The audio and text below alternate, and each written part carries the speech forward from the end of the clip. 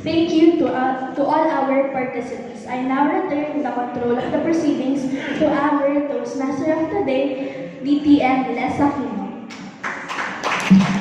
Thank you once again, Toastmaster Lea Catapia of Area 73. Let's 72. My apologies. Then again, let's give them a round of applause, please, for the Humorous speech contest. Gutom na ba kayo? Ay, di pa.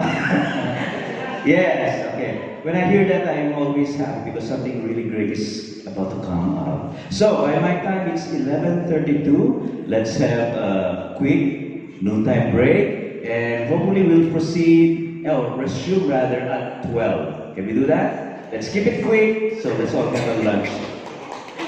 Thank you. Yes, our food is right over there, so please just...